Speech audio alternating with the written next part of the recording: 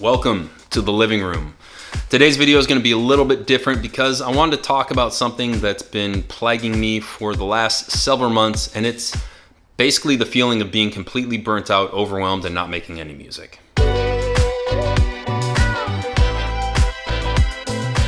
So I make techno under the artist name Who Is Hush, and 2021 was actually a really great year. I made about 28 tracks. Of those, about 11 of them got signed and released, and at one point actually hit #1 on 2 different Beatport charts at the same time.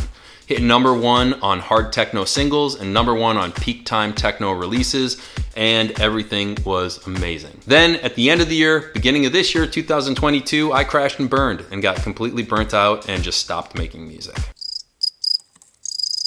Let me know if this sounds familiar to you. You sit down because you know if you want to release music, you got to make music, and the next thing you know, you're scrolling through hours and hours of hardware synth reviews because you think if you get that one hardware synth, that's going to make your sound so analog and fat. It's going to change all your production. Everything's going to be amazing, and you're going to be a rock star.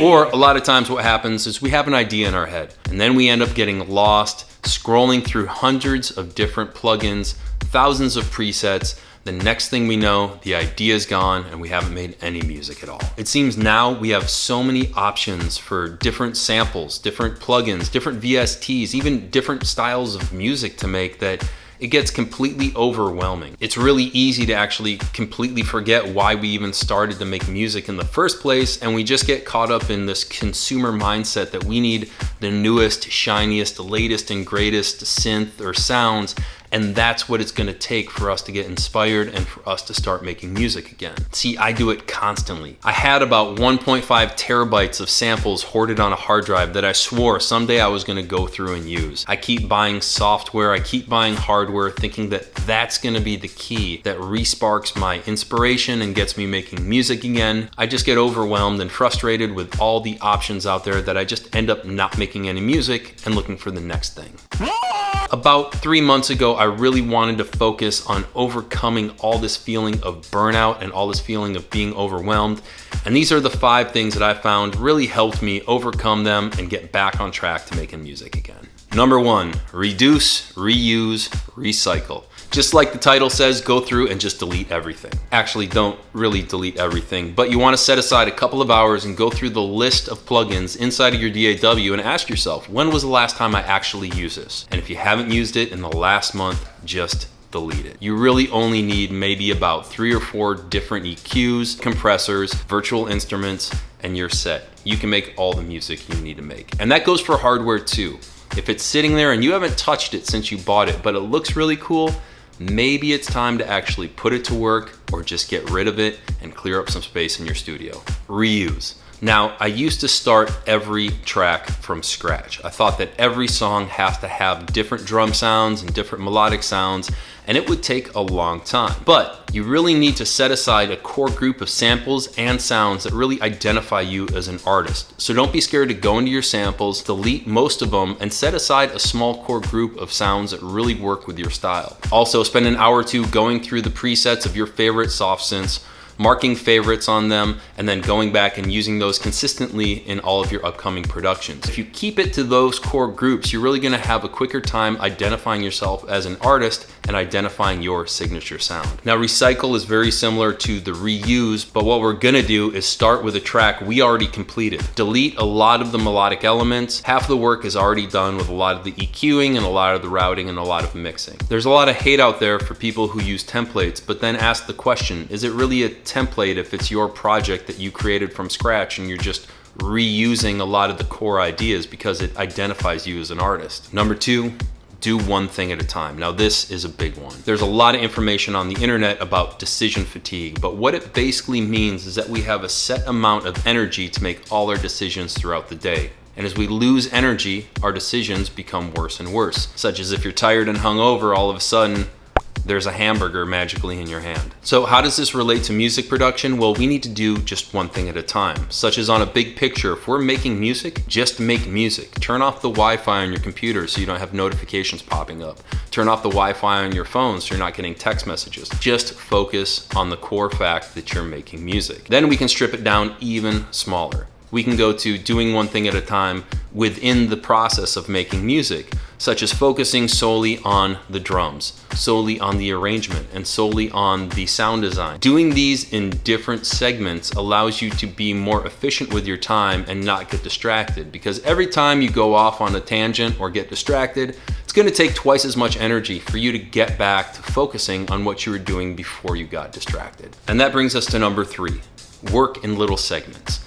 If you Google Pomodoro method, there's a ton of information out there about the Pomodoro method, but what it essentially is timing little segments of work and then reflecting upon them afterwards, typically in 15-minute sections. Now, when you create this false deadline, you spend less time second guessing your choices. So by creating these little deadlines, we don't second guess ourselves and we work faster, and almost it's like a fun game of racing the clock. So what I typically do is 15 minutes with 5 minutes of reflection, such as I'll take 15 minutes and put down as much of the arrangement as possible, and then I'll take 5 minutes looking at it and figure out if I need to do another 15 minutes focused on that, or if I can move on to say 15 minutes of sequencing out the drums as fast as I possibly can. This is a really good way to just take a self-reflective look at how efficiently you use your time when you're sitting in your creative space. So a little bonus part, let's just call it 3.1, is always end your sessions on a high note or on a positive note.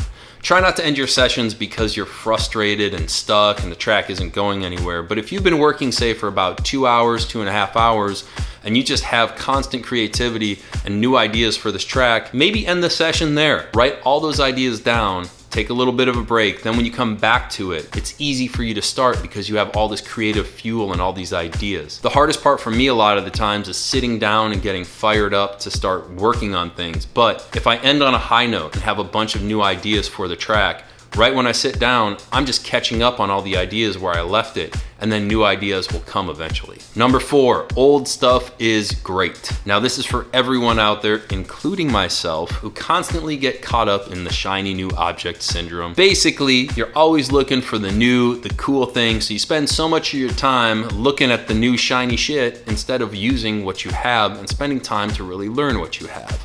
An example for me is I used to get completely caught up in new speakers.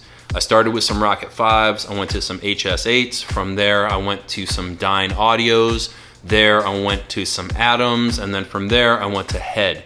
And I always had to take all of my projects and rework them with every new speaker because I didn't know the speaker and everyone sounded different. And now looking back, some of the best mixes I've ever done were on a pair of speakers I bought just for fun because they were the very first set of studio monitors I ever had, the Blue Sky Media Desk. I got a set on Facebook Marketplace for $150. It's an 8-inch sub with 2 small satellites, everything sealed so it's extremely accurate, a little bit of sonar works, and it sounds amazing. Now I use those a lot of the time because I know them so well because I had them for so long before I got caught up in all the shiny new objects. It was this experience that really taught me you don't really need the latest and the greatest. You just really need to focus on knowing everything about what you have. Some people make the most amazing mixes on some very basic entry-level speakers or some very basic headphones because they spent so much time learning them and they know truly how to use it. This goes for old synths as well. If you have something there and it has visible dust on it, you either need to sell it or start using it and really learn how to use it. You might fall back in love with that synth and it may just become your new go-to.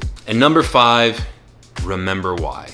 Why did you even get into making music in the first place? Was it because you wanted to spend all your time getting distracted, collecting samples and collecting VSTs? Or when you started, what was it that originally made you fall in love with music? For me, it was the first time I ever went to an underground electronic party. See, I grew up in the Midwest as a skateboarder kid with dyed hair and baggy clothes and didn't really fit in. And then I went to my first underground party and saw a whole community that welcomes everybody from all different walks of life, and I fell in love with the scene. I got into music because I want to make music that provides that experience for somebody out there.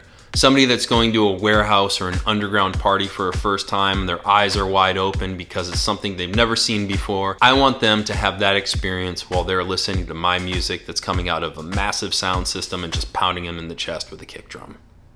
So what is your why? Why did you get into music production in the very first place? Maybe set aside a little bit of time in the day and just write all the reasons why you first started getting into music. Maybe that might re-spark your original desire that caused you to fall in love with music production in the first place. So those are 5 things that have really helped me in the last couple of months get back to making music. Now, if you have any advice on what helps you overcome the sensation of burnout and feeling overwhelmed, please leave a comment down below, and maybe your advice might just be the one thing that helps somebody else get unstuck and gets them back to making music. And if you like these kind of videos where we're talking about overcoming obstacles along our creative journey, please give it a like, give it a thumbs up, subscribe down below, and we can have more of these discussions about what it's like along this creative artist path. On that note, thanks for your time, thanks for your attention, go get inspired, and I hope you make something cool.